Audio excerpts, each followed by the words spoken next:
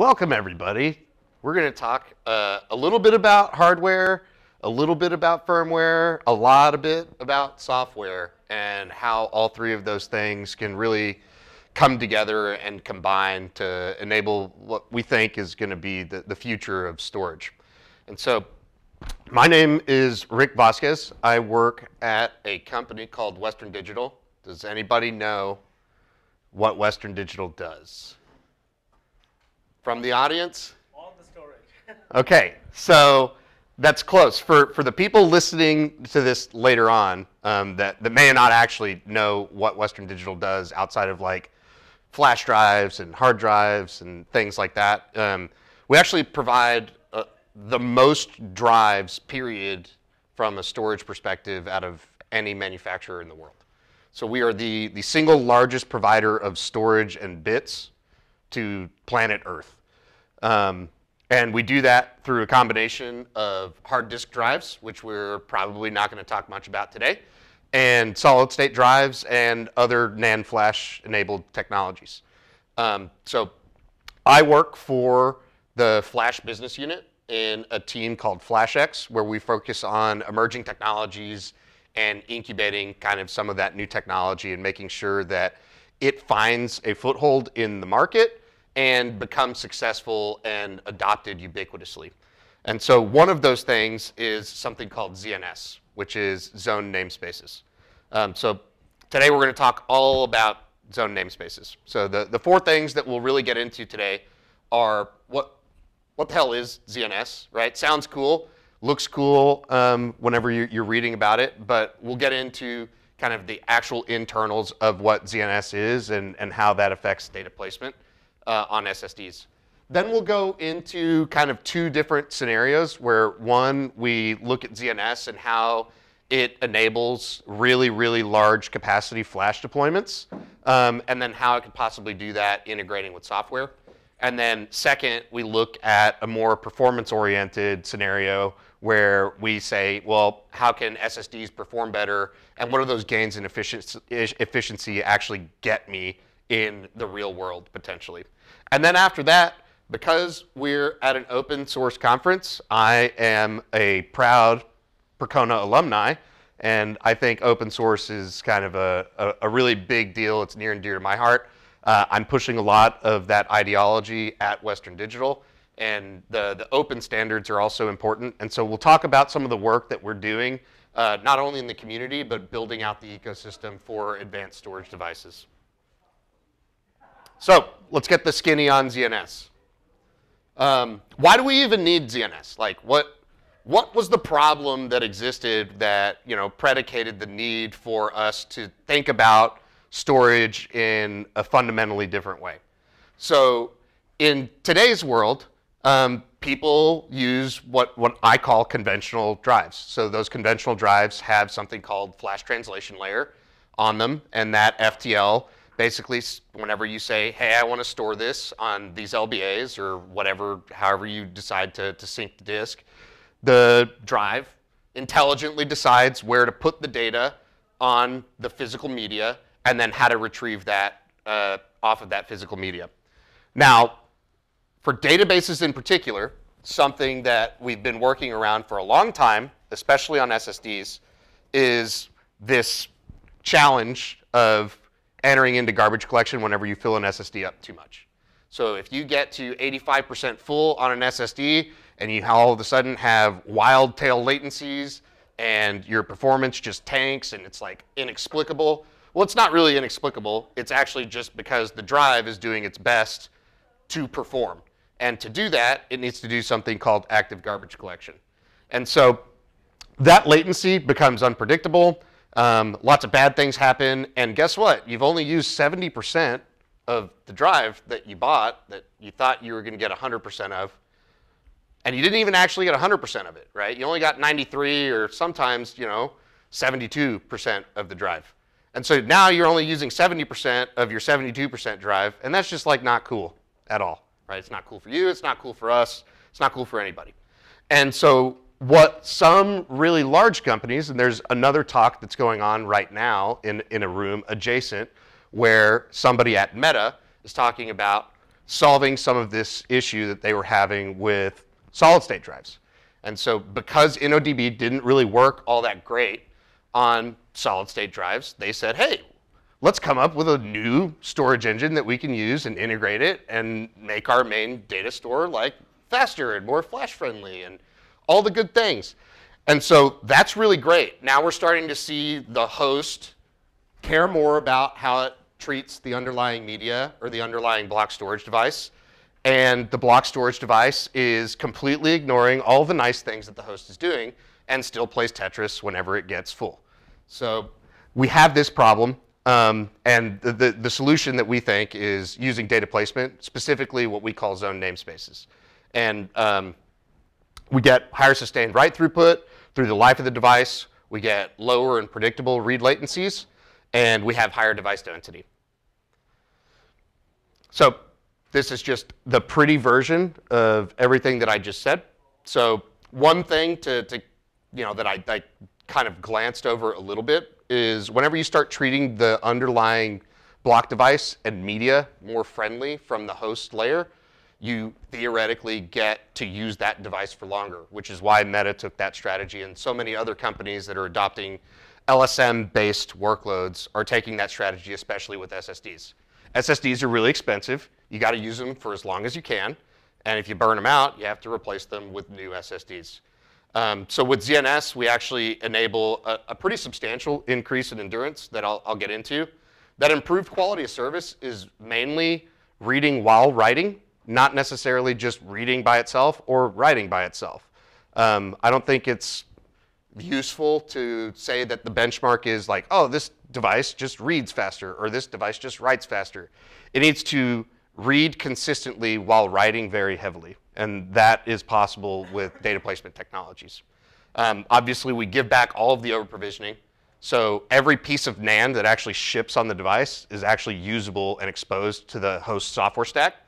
And then that results in kind of a few ways that translate into cost optimization and cost savings. So this is what ZNS is. It's device agnostic, so there's all kinds of devices, not just from Western Digital. We've got Samsung that's entered the market with one. Any other SSD manufacturer that you could probably think of, there's only 5 of them, have plans. Any controller manufacturer that you can think of also has plans or currently has implementations of ZNS. So this is going to span controllers, all kinds of NAND generations. This is a thing that has been done in the NVMe standards body. And so it's completely agnostic and anybody can use it because we've done that work in kind of a public standards body. All this sounds really cool. The only way that you can use a ZNS device, fortunately, unfortunately, right, we're trying to take care of the media, is you can only write to it sequentially. Now, there are ways to obfuscate that, right, from the actual device, but that is a very important point, that the host needs to care about what it's doing with every piece of data that it's storing. And then it's implementation specific, and I'll show a deeper dive into what I mean by this, but you can effectively, at a command set level, be a ZNS compliant device and implement 2 completely different strategies behind the scenes to optimize for storage density or performance or high Uber or low Uber so that you don't have to worry about the consistency of the device. So what does it actually look like to our human brains that aren't machines, and what's the real difference in a physical representation and manifestation of what data placement and really ZNS tries to achieve? So at the top, you see, really, it's designed for random workloads. We have all of the data coming in through the FTL, and then that FTL just places data on NAND dies, essentially at random. However, it deems to its algorithm makes sense for wear leveling, makes sense for performance at the given time that the write was issued, how it's going to read it out later on. But it actually gives 0 consideration to contiguous files, things that are actually related to each other. You can't tell the SSD, hey, I'm going to delete all this stuff at the same time. Can you put that on an erase block real nice and pretty for me? The SSD doesn't care, and it's just going to throw stuff on NAND blocks that it thinks is the right NAND block to be on. What ZNS does is it forces the host, and forces is a nice word to, it strongly suggests to the host, who is already probably doing this, especially if you're talking about SSD or log-driven or log-structured file trees, to put data that will get deleted altogether at the same time, and then tell the drive contextually, hey, can you do that and put all of this data together at the same time? And so what we have, and this is a simplified way, right, if you didn't have XOR on the device and other things, but now we have alignment of our data with how we think about units of storage on the media. And so what does that unlock? Well, it unlocks the ability for us to do no over-provisioning. We're not playing any Tetris with data on the way in, so there's no active garbage collection needed at all. We don't need DRAM, which is a huge cost-saving thing. Whenever you're talking about NAND, you need about a gig of RAM for every terabyte of NAND for a high-performance environment.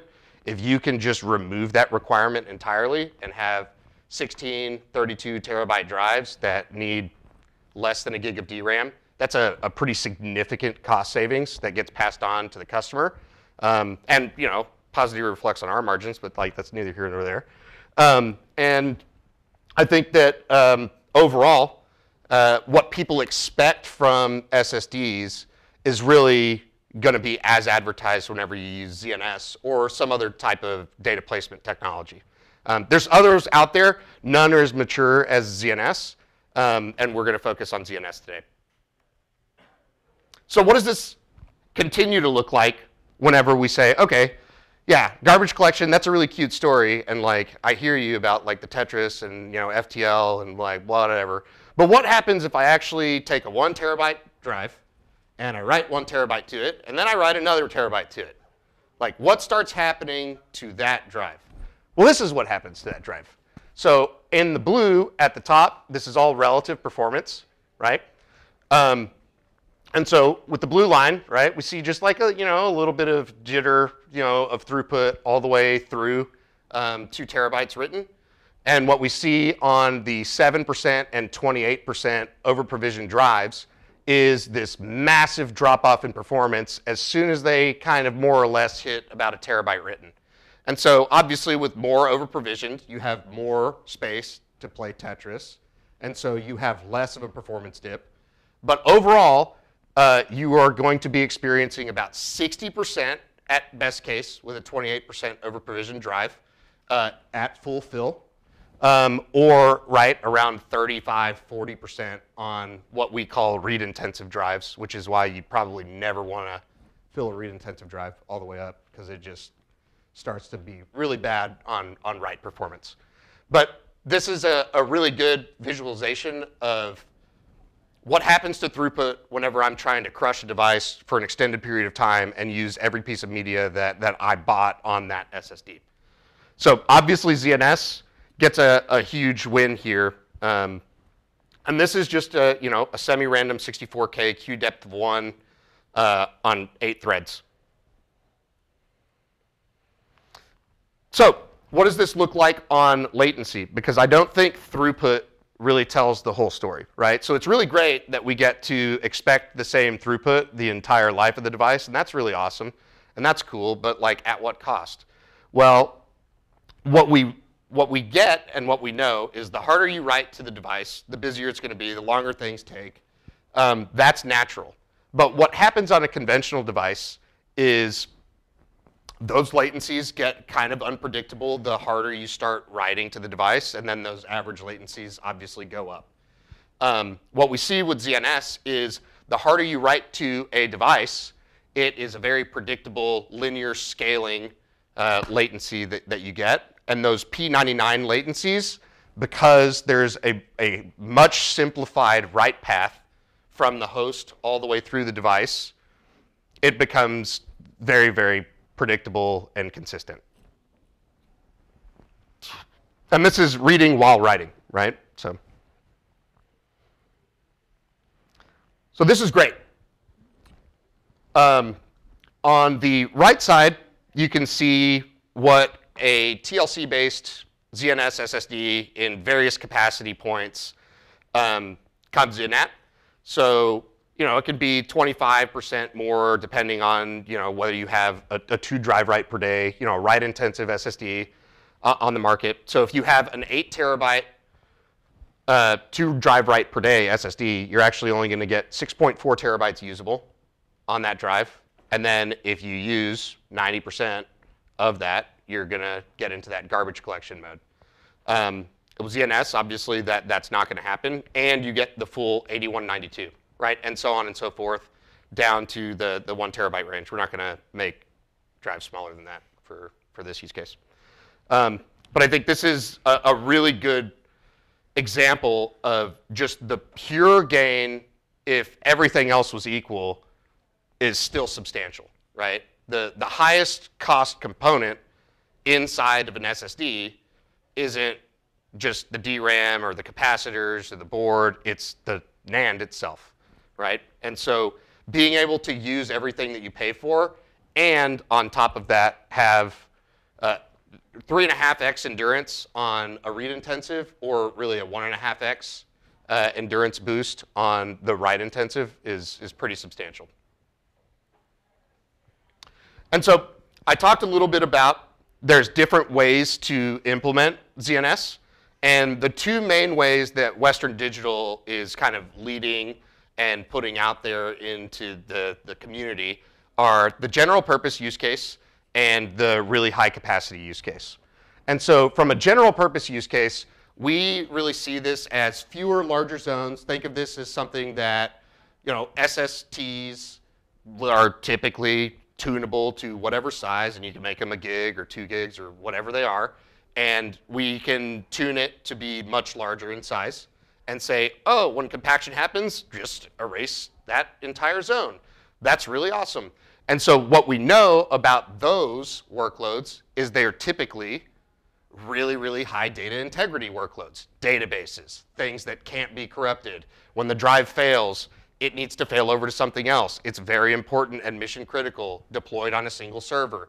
And so it really needs a high Uber rating.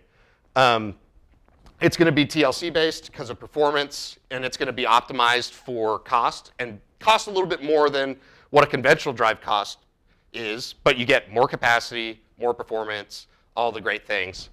And then, right, it's going to be mainly for databases and metadata use cases. On the capacity side, we're kind of flipping the script entirely, where the drive reliability, it's still important, right? It needs to be an enterprise class drive, right? You need to care about the media, but NAND is a funny thing, and sometimes electrons just don't stay in those traps. So, that's okay as long as you can recover the data. And what we think in the capacity ZNS scenario is we're thinking that this is going to be more of a fleet style deployment, where you're going to have hundreds, thousands, tens of thousands of drives in a fleet, and you're writing a very small amount of data, let's call it 64 meg, 128 meg at a time, and you're doing erasure coding over an enormous fleet of disks, and you're mainly after how much density can I really push in each one of these devices so that I can have the best density and power performance ratio possible. And so we're going to see this as QLC-based, or even in the future PLC-based, when that exists. And so with QLC, the obvious trade-off is you lose quite a bit of endurance. Because of the endurance boost of ZNS, it basically comes in at the level that a TLC device usually registers at. So we can comfortably say that we're going to warranty QLC ZNS devices to be 1 drive write per day, which is way higher than anybody is really comfortable with right now in the SSD industry. And like I said, it's going to be bulk content data and huge erasure-coded clustered file and object storage. So how does ZNS really work with the host software stack? Right now, we've done a lot of work with Linux. We think that the open source path is, number 1, the one of least resistance. Number 2, the one that we can control the most. And then number 3, it's obviously won the server and database deployment wars. So Linux is the operating system that businesses use kind of all over the place. This is just a representation of how ZNS, the data path, works. You can bypass it just the same way you can with SPDK, all the way straight to the device and skip the device driver entirely. Or you can take zoned-enabled applications and really skip all the way down straight to the NVMe driver and out to the SSD. And so you gain some performance even in the stack because you're optimizing in the user space instead of the kernel space. And this is a conversation, so if you have questions, please stop me and ask. Yeah? XFS is not in the list of others. Are there strong reasons why XFS is not in the file system support? XFS? Regular file systems? XFS? Yeah, but it's not in the file system with its own. Oh, yeah, we just haven't implemented that yet.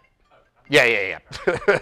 So we chose ButterFS mainly because it aligned a little bit better and was, quite frankly, a lot easier to integrate with ZNS. Because yeah. There's nothing really technically preventing us from doing XFS integration with ZNS, but it's a much heavier lift. Yeah. And then there's also some really great things about ButterFS that we saw outside of single disk use cases because of the erasure coding that they enable with ButterFS RAID. And so we know it's broken. We're going to fix the write hole problem. And we're doing that for more than just ZNS. We do that for SMR as well. So we kind of gain on both. What's ZoneFS? ZoneFS is just a thin supported file system that allows for people to it's basically an experimental file system for people who are just curious about ZNS. Yeah, and then F2FS is obviously a consumer grade. Would never run a database on it, but you could if you wanted to. I thought it said ZFS. No, yeah. So that's F2FS. Okay, what about ZFS then? No, licensing issues, mainly from our perspective. If somebody wants to do ZFS, like I will help them a lot. And like the team at WD will definitely help them. We can't really contribute in the intellectual property space because of the licensing issues between Linux and ZFS and OpenZFS and the confusing everything of it not actually being in the kernel.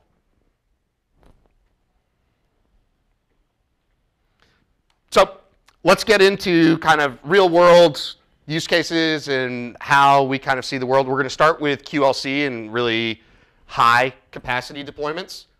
So we've talked about read-intensive SSDs, typically 7% over-provisioned. Write-intensive SSDs, typically 28, 30% over-provisioned. And then ZNS, right, where we give you all of that over-provisioning back. You get to use all the media.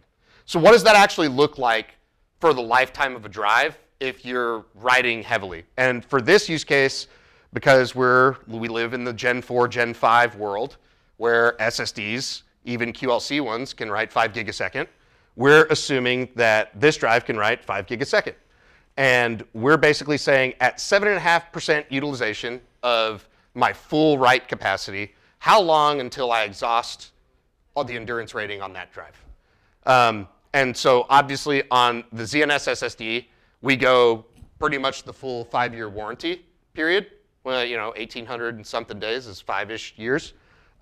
If we did that same workload, which is not a really write-intensive workload, on a read-intensive SSD, not only do we have less NAND to work with, as from like a capacity point perspective, we also get substantially less usable drive writes, and that relative cost per drive write, if we say the cost per drive write is 1 normalized on ZNS, is over 300% higher. Now, it isn't fair to say, oh, well, you're putting a write-intensive workload on a read-intensive SSD. Okay, well, let's put it on a write-intensive SSD. Kind of same thing holds true. You're not going to get through your warranty period, and that cost is actually 44% higher on a relative cost per drive write, and from a raw cost per terabyte written, you're doubling the cost effectively. So if you have a very, very large fleet of QLC SSDs that you're erasure coding on, this translates directly to a warranty period that is far longer to execute your workload, and it's substantially cheaper to continuously write to that fleet of SSDs. And so let's look at that like by the numbers and like, what does that translate to if we wanted to do 400 petabytes of flash? That's a lot of flash. So if we wanted to do 400 petabytes of flash and we wanted to deploy that in a usable manner, we're just assuming a 2U chassis with 12 drives, mainly because of thermals and power consumption and a bunch of other stuff. 32 terabytes of NAND, hungry, right? You're not going to run that and just not have power drop issues with more than 12 drives. You can't just stuff 24 of them in there. So we're saying you're only going to get 23.4 terabytes out of your 32 terabytes of NAND, and to get 400 petabytes usable erasure-coded capacity, not like the post-erasure coded capacity, that's going to take 17,364 drives. Okay, that's great. Now we need 1,400 chassis to get that done, and if we wanted to have a rack density of about 36, because you need networking and some other stuff, power management, so you're going to need 72 racks to do that all-flash deployment at 400 petabytes usable versus 4,000 less drives, 400 less servers, and 20 less racks to do that exact same deployment leveraging ZNS. And the trade-off there is obviously, okay, well, maybe I have a proprietary erasure-coded stack. I need to take care of how I'm actually writing to the NAND and the media and the block device. And that may have some associated cost with tuning your application or changing it so that it is ZNS compatible or compliant. Or you can pick up something like Ceph that we are doing, and you can use Ceph to do this. And that's open source, and that's great. But yeah, one thing, right? WD, aren't you a drive company? Aren't you trying to like make money selling drives? Doesn't this like kill your business, right? You're going to sell way less drives. In fact, you're going to sell 4,800 less drives in this.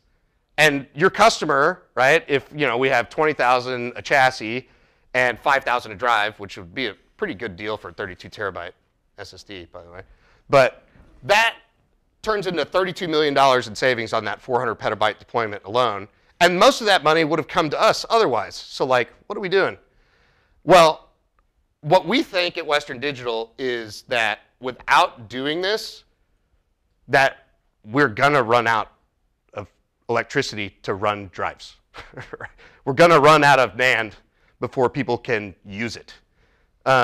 Without data placement and using drives effectively and wasting 4,800 drives, when we start to think about exabyte and zettabyte level deployments, that's a substantial amount of waste, both in electricity and physical manufacturing capacity. So it's really important for us as a business to really be in the leadership spot here so that we can kind of show what's possible in the future so that we can continue to grow at the rate that we're growing or that we're projected to grow. So let's look at some TLC use cases and performance-driven stuff. So we worked with Percona, actually, to fully vertically integrate. This is the first commercially available solution that is end-to-end supported both by WD and Percona and the Linux kernel. So you can get full stack support on a commercial contract for a ZNS deployment on MySQL. And so how does that compare against other MySQL deployments? Well, so we look at the read-only use case, and typically what we see here is InnoDB always wins, especially against RocksDB. But something really interesting happens whenever we do it through the ZNFS stack.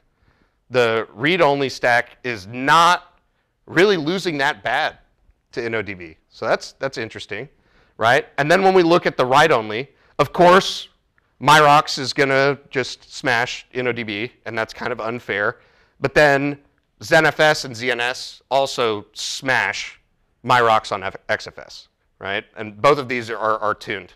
So when you compare it directly to InnoDB, you get about 3.3x higher throughput. And one of the biggest complaints that I've heard is, okay, yeah, you know, you're going to trade write performance for read performance. And like, if you can afford to do that, then sure, adopt MyRocks, right?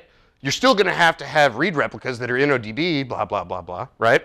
Well, something really interesting happens because of that really predictable tail latency and the way that ZNS works whenever you're reading while writing. You actually have that substantially lower latency. So when you're heavily writing and reading at the same time, especially on a MyRocks database workload, ZNFS actually outperforms both InnoDB and MyRocks. And then so on the right side, you can see basically overall from a latency perspective, the ZNS and ZNFS stack are just far superior. Sometimes even, you know, off the charts better than InnoDB. Yep. So this test with ZNS was done with MyRocks engine only, but you haven't done it with InnoDB, or is there support for? So InnoDB doesn't have a direct integration. We have a direct integration through ZNFS with RocksDB.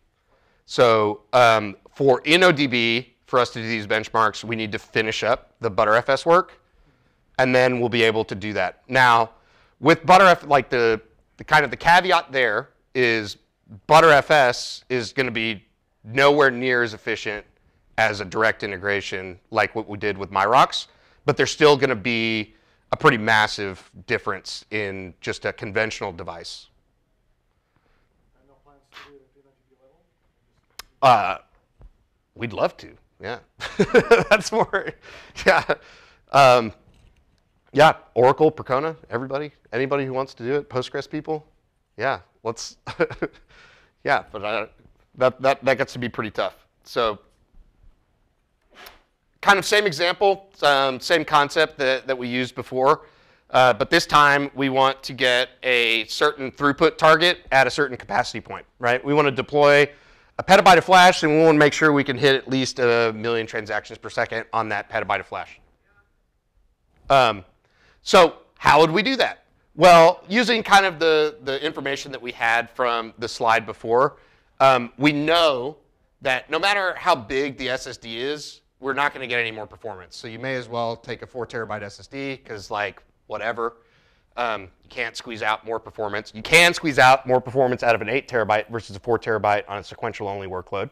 So we can do that, and then we can safely assume that we're going to get 3,000 transactions per second on the InnoDB on conventional, and about 10,000 per second on a MyRocks and ZNS enabled drive.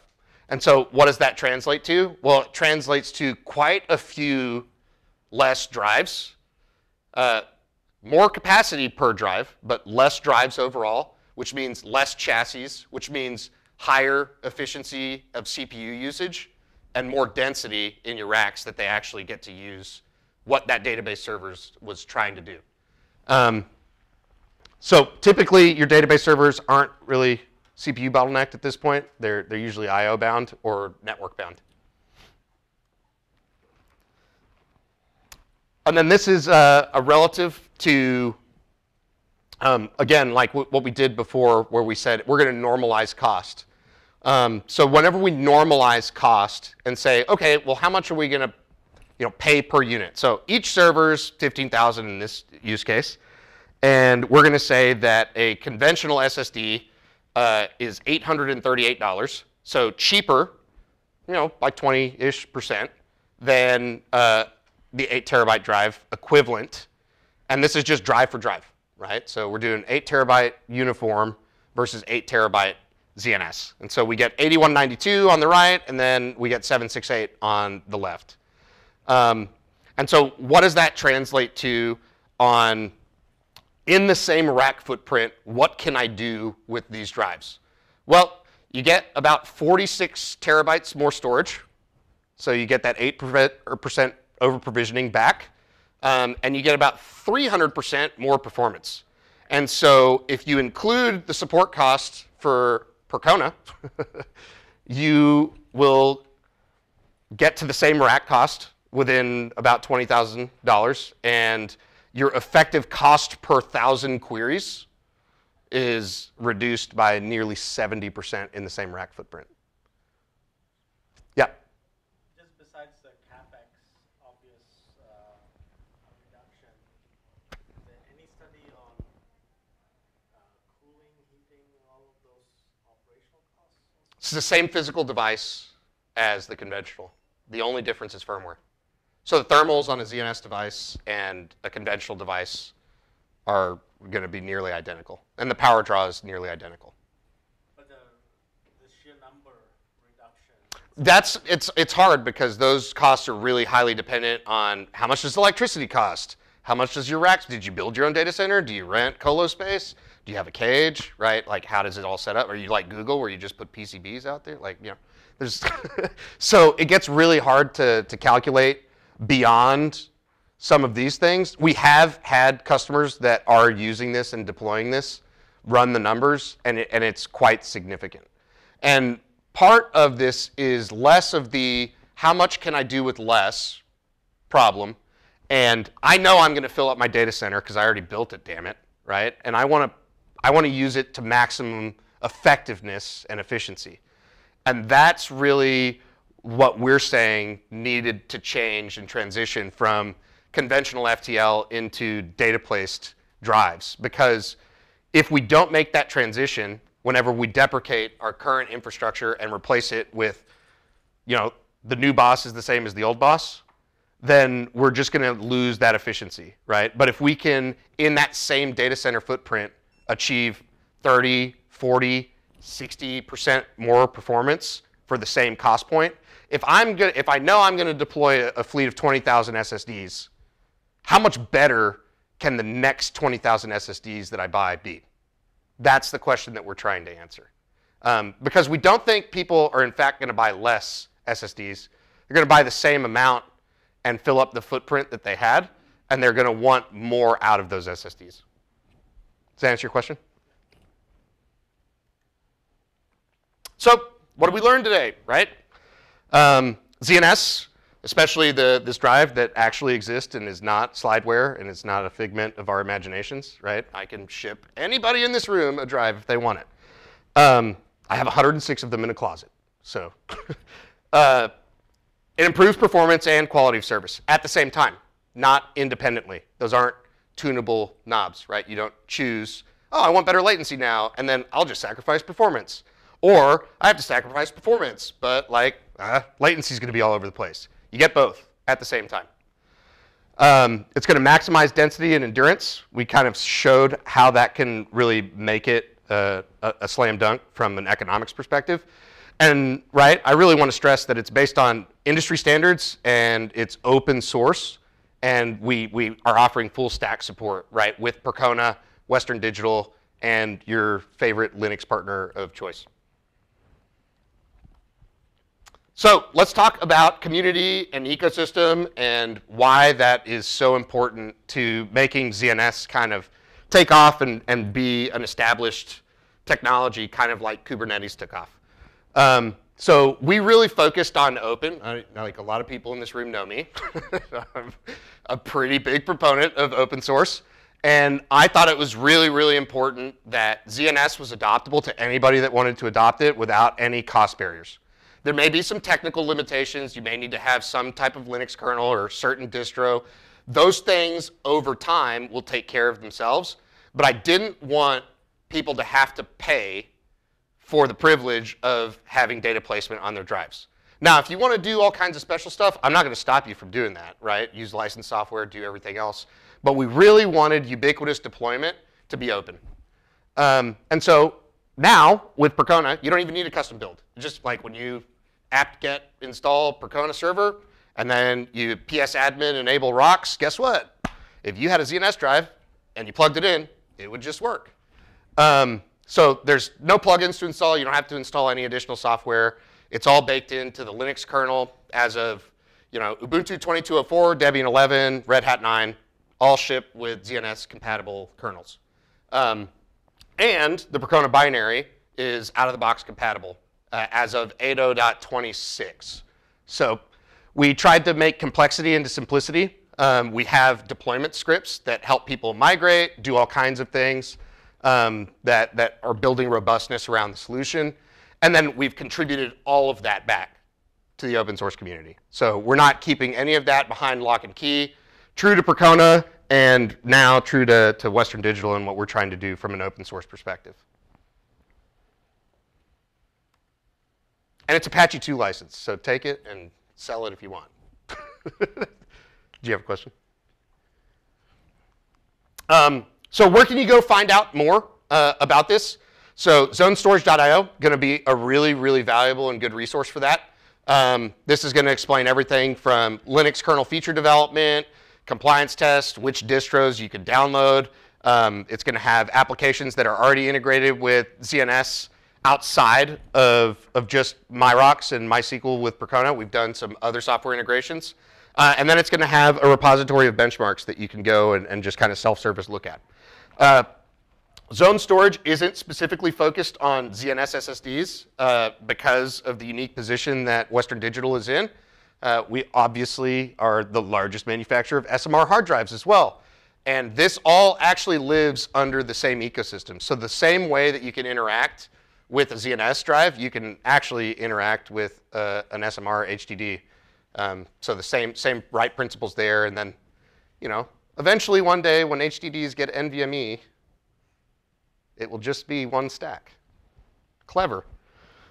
So another thing that I really wanted to talk about, because I don't know how many people here follow actual storage news. I know everybody in here follows database news, but we actually did something that has never been done before in the storage space, and we started working, not colluding, working with Samsung on data placement, processing, and fabrics. So, you know, computational storage is going to be coming around the corner. We've got fabrics and CXL coming really quickly.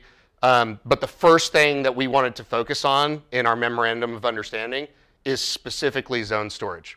And we're doing that in 3 different ways, right? So the first way is in the hardware governing bodies. So SNIA was a great governing body for us to do that in.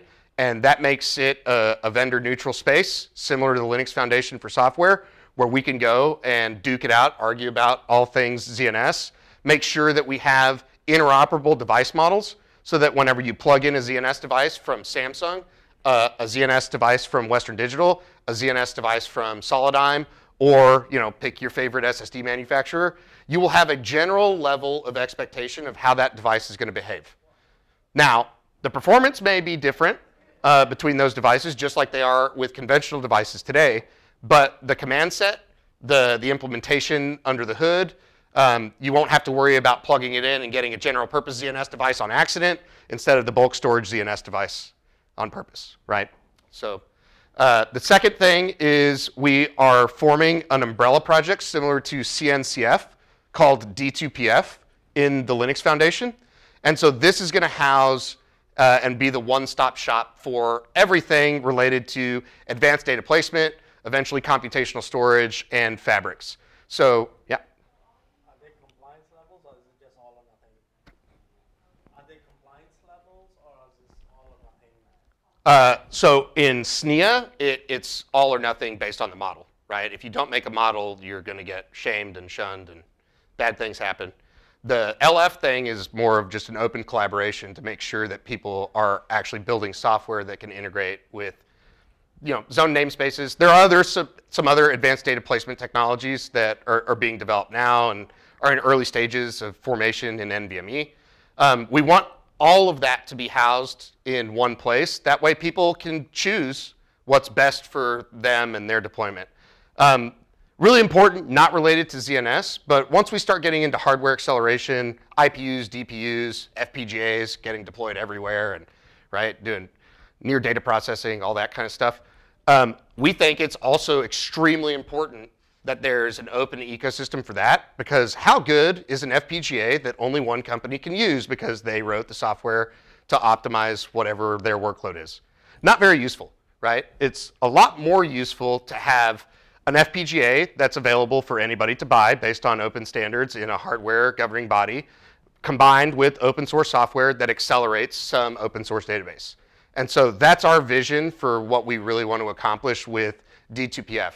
And we're going to be co-funding this from a marketing perspective, but we are inviting other people to kind of join in that formation stage and be contributors.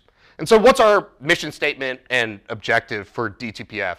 It's really to foster an open ecosystem around advanced storage devices so that their advantages can be utilized and accessible for everybody. So I think this is really key and foundational, and if this resonates with you, reach out to me, and I'll make sure that you get involved in the appropriate way. And this is kind of how we envision membership for D2PF.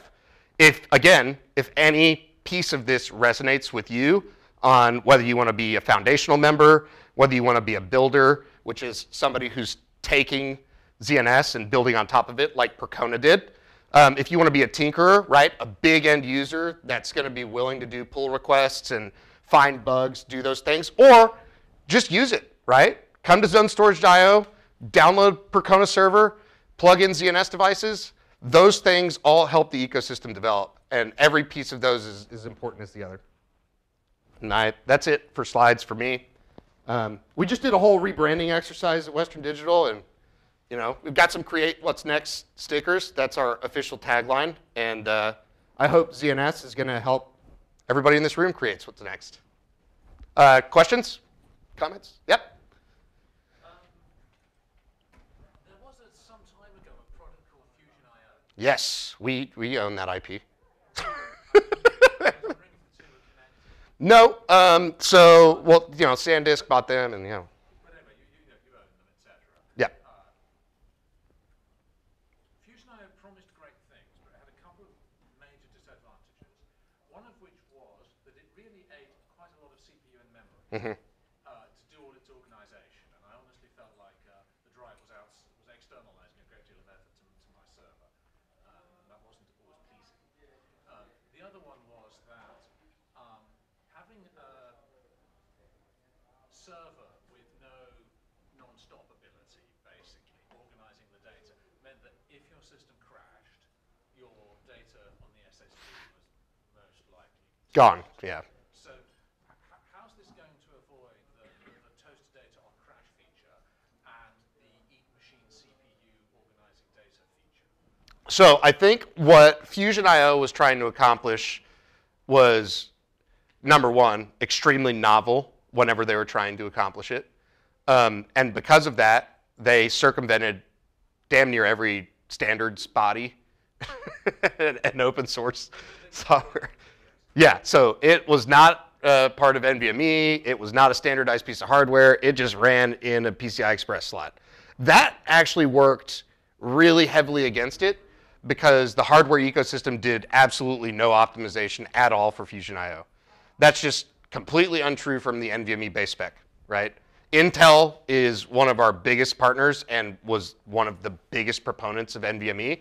And to no surprise, Intel Xeon processors are highly optimized to use the NVMe command set. So I think that, just from a pure device management perspective, gonna gain some efficiencies from the CPU that way.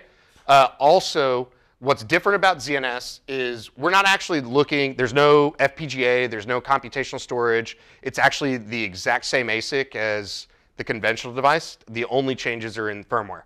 And so effectively what we're trying to get the device to do is behave better when the host tells you what to do. So the host is already going to be eating those CPU cycles, and so maybe your CPU utilization will go higher using a ZNS device, but it'll be because it's actually doing more work, not because it's having to work harder to do the same amount of work. Right. Yeah. The problem with trying to externalize the CPU is that you end up burning a lot of CPU. Exactly. The same IOPS. Yeah. And then here you're saying that shouldn't happen. Right, because you don't have garbage collection happening twice, essentially. In an LSM-based workload is a good example. So if you're doing compaction, right, compaction is a lot more than garbage collection, right? But you garbage collect, you do compression, you dedupe, you do all kinds of stuff during the compaction cycle. Well, why garbage collect twice? Because your SSD is garbage collecting and your host stack is garbage collecting. And so that efficiency gain, instead of fighting over whose garbage collection is better, and the answer is neither's, just let the host do the garbage collection it was already going to do. Yep. Do you have an idea on the overhead of the file system version of this stuff? How close to use 5 to 8% CPU, 5 to 8% CPU utilization bump, and some DRAM. I don't want to say negligible, but it's. We're not going to have like fuse file system. No. It will intrinsically eat more CPU, but not because it's just burning cycles, waiting on I/O. It will be doing real work that helps it have more throughput. It's really difficult because the throughput is so much higher whenever you sequentialize before you write. So if you sequentialize in the host before you flush, well, now you can do sequential writes, and sequential writes on SSDs are measured in gigabytes per second, and random writes to SSDs are measured in hundreds of megabytes per second, tops. And so it really gets difficult to say, well, how much of that is like the CPU just working harder because it's pushing 5 gig a second, right? Yeah. Well, if you've got like a 16-core machine, then pushing 5 gigabits instead of 1 gigabit is 8% of the CPU. Yeah. Yep. Okay. Thanks, everybody. I guess we're at time. I want to.